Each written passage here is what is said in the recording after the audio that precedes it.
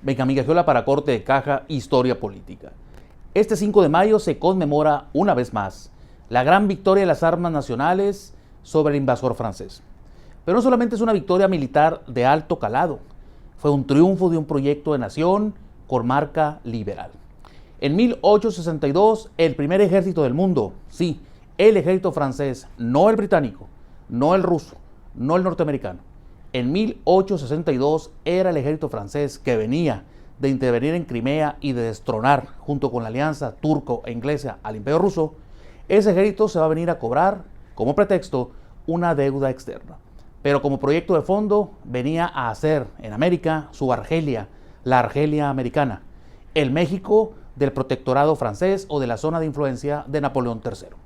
Ese proyecto de país que se había fragado en los campos de batalla de la Reforma había dado como vencedor a los liberales, con la pléyade que encabezaba un liberal moderado llamado Benito Juárez, presidente.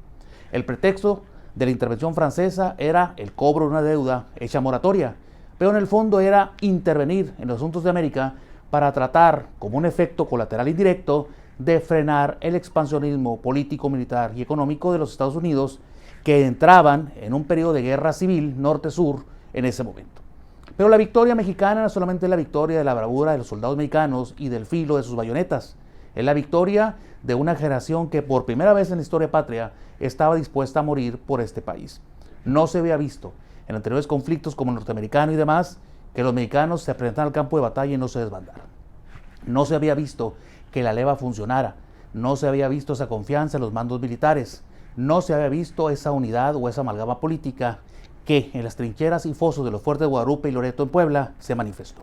La victoria mexicana a la cabeza de Ignacio Zaragoza, un mexicano norteño nacido en Texas, cuando Texas era de México, es la demostración de que si en él recayó el mando es porque Juárez no tenía dudas, no solo de su sagacidad militar, sino era un Zaragoza sin grupo político y aparentemente sin ambiciones presidenciales. Eso le dio el mando y la defensa de una ciudad conservadora que durante la batalla no participó en su defensa, beneficiando la idea y el estigma de una Puebla conservadora o reaccionaria desde entonces. La victoria fue sorpresiva para los mexicanos como para los franceses. Por primera vez México obtenía una victoria de renombre internacional. Nos dio un respiro de un año. En un año regresó el invasor francés fortalecido al mando de Forey y va a tomar, después de un asedio o sitio de 2 meses, Puebla. Hoy, Puebla de Zaragoza.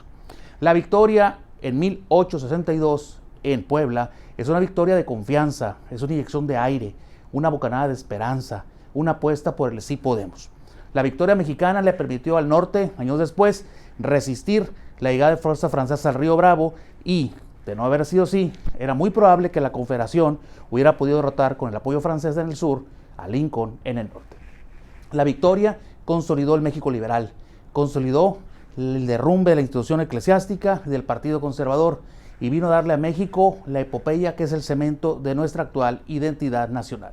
El discurso soberanista mexicano nace ahí, en las trincheras, decimos, de Puebla. Desde entonces este país tiene confianza en que es posible, con nuestros problemas, derrotar a una potencia extranjera. La combinación de factores, circunstancias, hizo que México triunfara. Honor a quien honor merece y gloria de las armas nacionales que ahí, en Puebla, se cubrieron de gloria.